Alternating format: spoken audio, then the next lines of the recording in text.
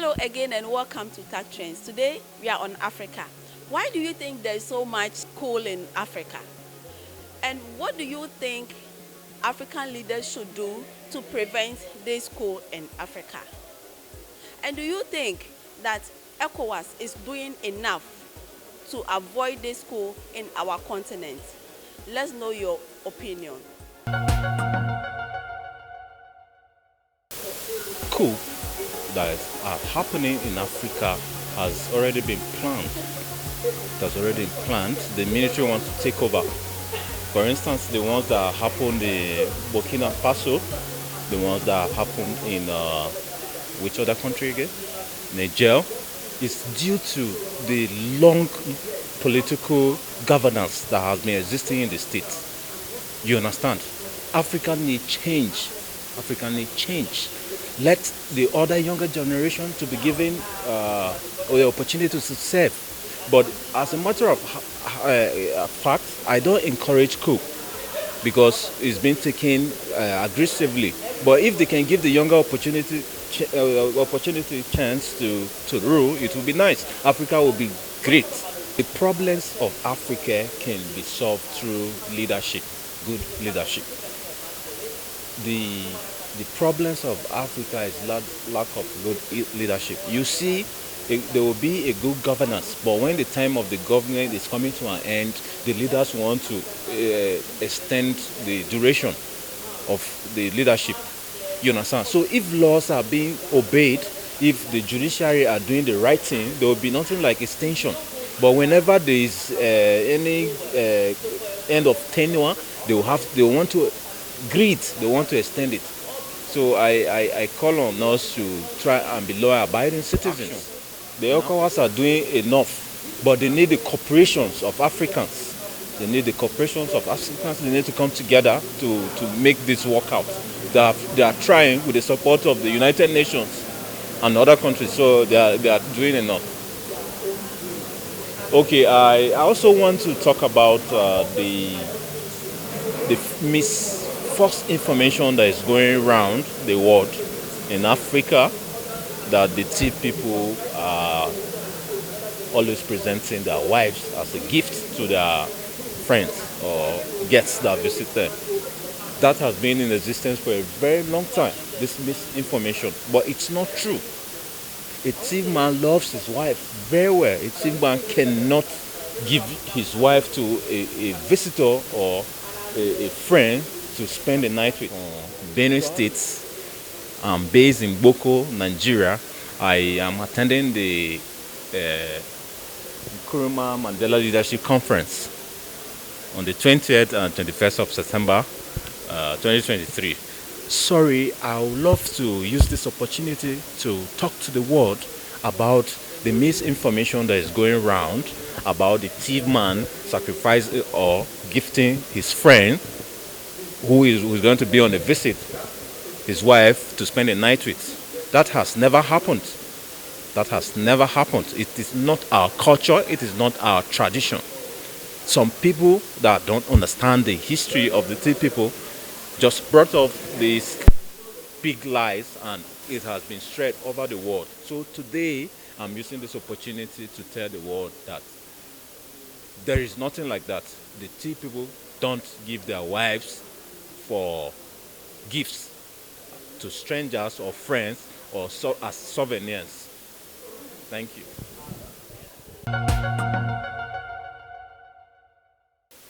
There has been coups in the Sahel region, namely Mali, Burkina, Niger. And these coups, I would say, goes way back from 2011 when NATO attacked Libya. When NATO attacked Libya, it led to a lot of destabilization in the Sahelian region because a lot of weapons flowed from that area down to the Sahel region and led to the rise of insurgency and terrorism. Now, this weakened the governments in those regions, and they failed or they were unable to fight the terrorism, and this led to a lot of discontent across the region. Also, the effect of climate change and poverty caused by a lot of bad governance has reduced the capacity of the states to be able to satisfy the need of the people, thereby weakening the institutions of democracy. So, what brought about the coups? The history brought about the coups. Also, some of the coups, not all coups are the same. For instance, the recent coup in Niger seems to be a coup of liberation. I must give a disclaimer that I'm not a fan of coups. I don't believe that the army retains any special purpose or any special governance acumen.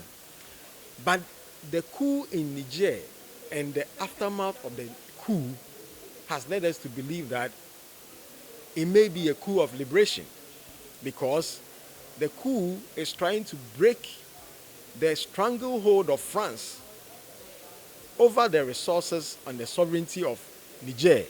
And there seems to be a lot of popular support across the continent for the Nigerian coup. The same goes with the coup in Burkina Faso. Indeed, the leader of the coup has now become a social media sensation who is quoted and celebrated by African youth who think that we need to take on a new mantle of liberation. The liberation of Africa that was started by our forefathers.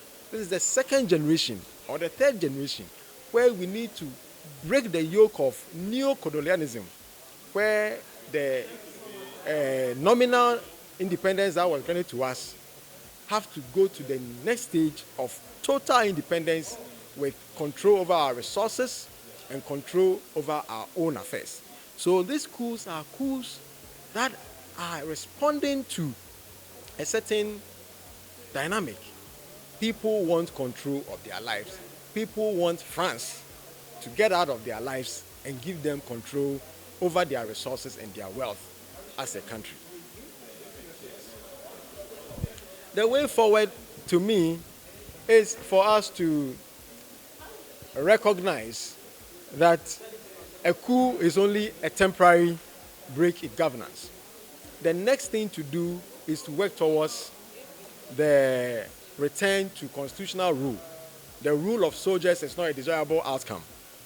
So we need to start working towards returning to constitutional rule, and the African Union and the ECOWAS, instead of threatening war, threatening sanctions, which is a Western idea anyway, they need to sit down with these coup leaders and work towards a very systematic return to constitutional rule.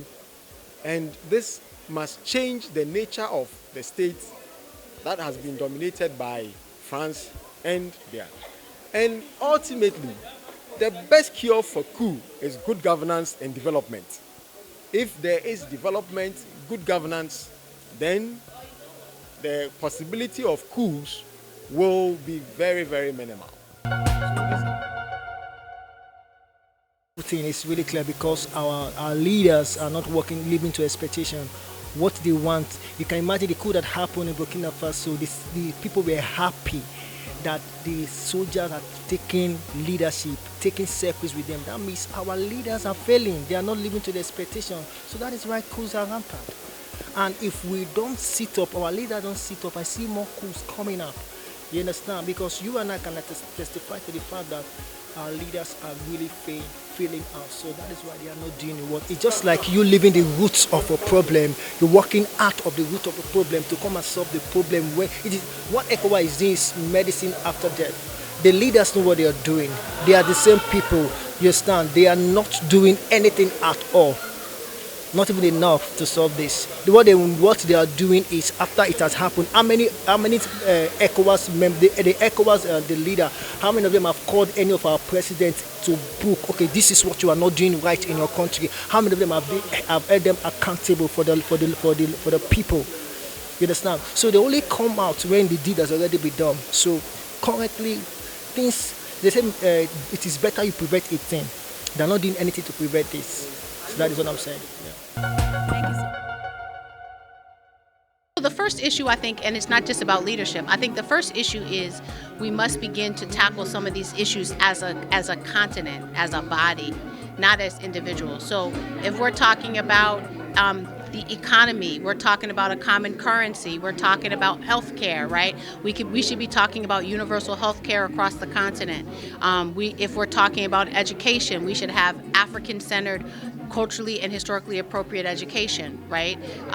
We did it during COVID, so it's not like we can't do it, right? We have Agenda 2063. It's a great blueprint, but are we using these mechanisms that we have in order to, unify and liberate Africa? And unfortunately, many of our state apparatuses are concerned with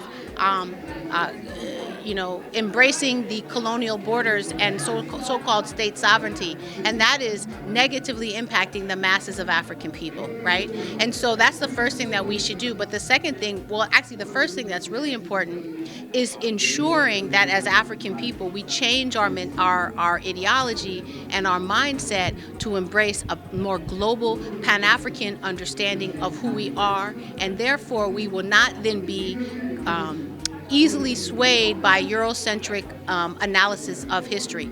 I'll end at this, but Kwame Nkrumah, at the opening of the Institute of African Studies, in his African Genius speech, he said it was our role, our job as research fellows and folks from the Institute of African Studies to write the history of African people from an African-centered perspective. Who's writing our knowledge? Right? Who is developing our textbooks? Who is even thinking and speaking and creating what kind of ideology across the continent that's guiding us? This is what we're missing as African people. And once we do that, then I think the ball will be rolling in the right direction. Thank you. Okay. Hi, my name is Claude David Convasseur, and I'm an American businessman and also a former plaintiff civil rights lawyer in the state of Virginia in the United States. And I've been living in Ghana more or less since 2014.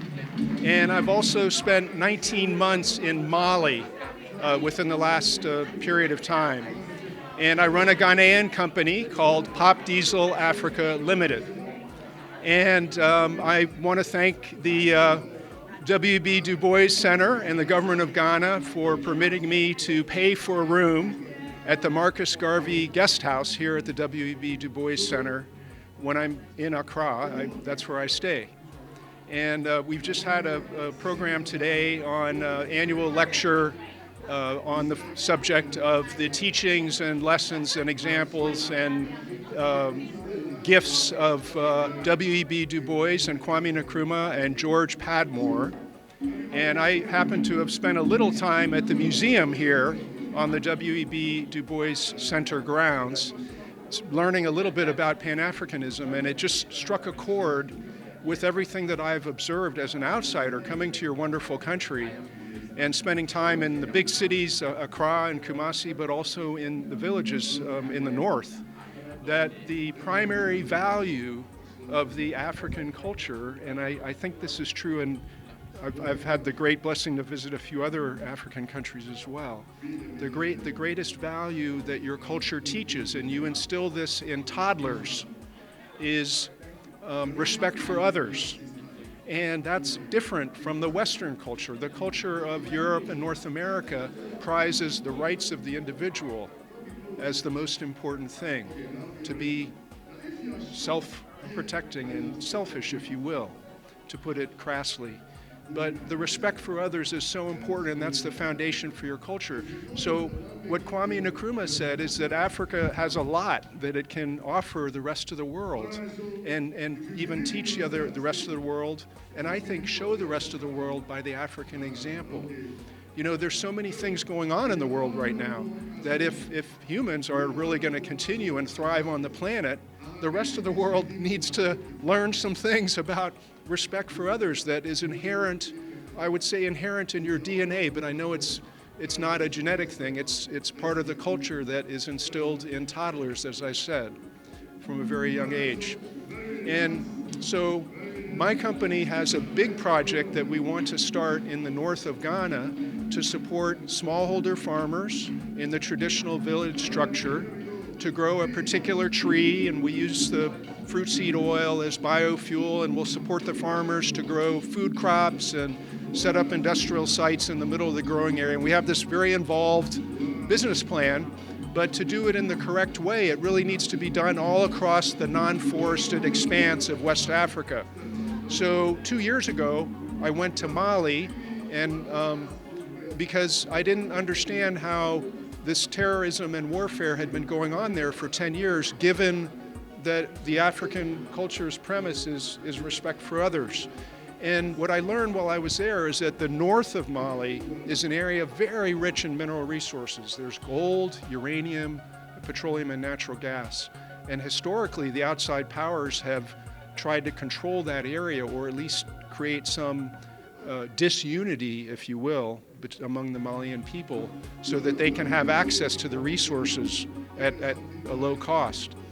And so once I learned that, I understood, hey, this terrorism can be fixed among Africans. And so I've offered my services as a mediator to the various parties. And it seems like they all know me at this point. At least the main organization of the rebels and the terrorists, which is Al Qaeda, and I've met several of the important government ministers of Mali. So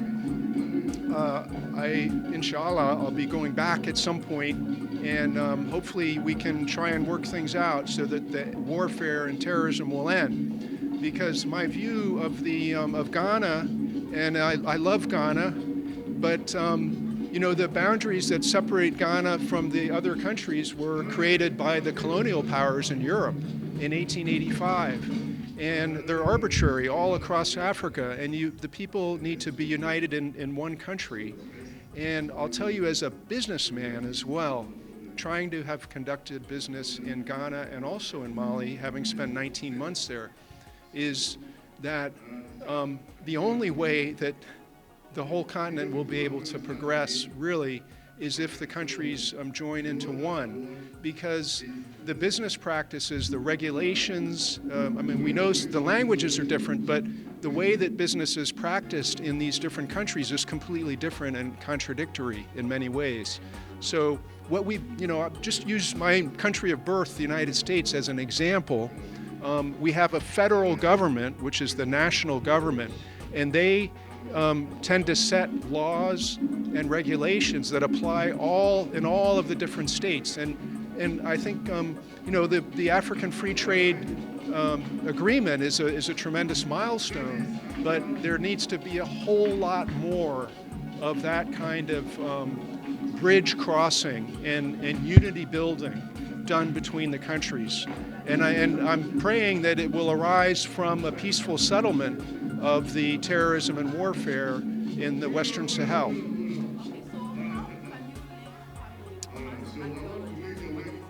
Yes.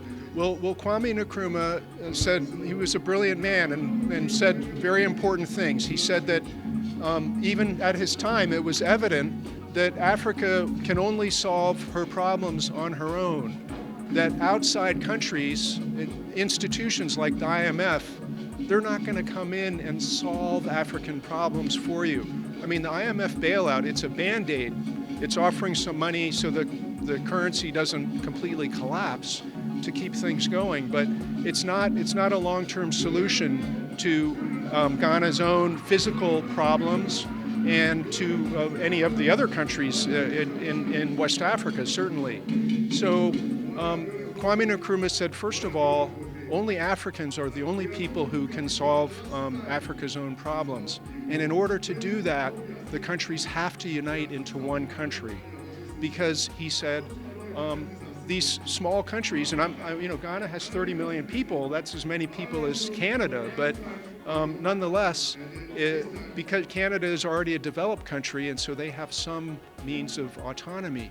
But the small countries of Africa can never solve your problems on your own. You have to join to form one big country. That's what Kwame Nkrumah said. And Nigeria is a huge country with a big population and a lot of resources, but unfortunately, Nigeria has the reputation also of being perhaps the most corrupt country on the continent. And I know that the new president is making tremendous strides in trying to end the corruption, but I'm just sort of rattling on some things that I've observed. That I saw a documentary that was produced for American television that said that there are $7 billion, that's about 80 billion Ghana cedis worth of petroleum, crude petroleum, that's stolen from Nigeria and enters the black market and is sold, given to terrorists and given to drug trafficking syndicates, and they sell it, and that's how they continue to thrive and create this terrorism and other unlawful activity in the Western Sahel. And my point is that Nigeria, hopefully, it would partake or would consider affiliating with an effort to end corruption and illicit activities and terrorism in all the countries in the region. Nigeria can certainly lead that effort in some respect. But so tying it back to Nkrumah, he said, first of all, that only Africans can solve the problems on the continent because others aren't going to come in and solve the problems. He said the countries are too small and impoverished to have true autonomy, and that in order to be able to solve the problems, Africans have to unite into one country. And I'm just praying that the leaders of Ghana, the political leaders, the tribal leaders, the religious, the spiritual leaders, the business leaders, at the right time will be willing to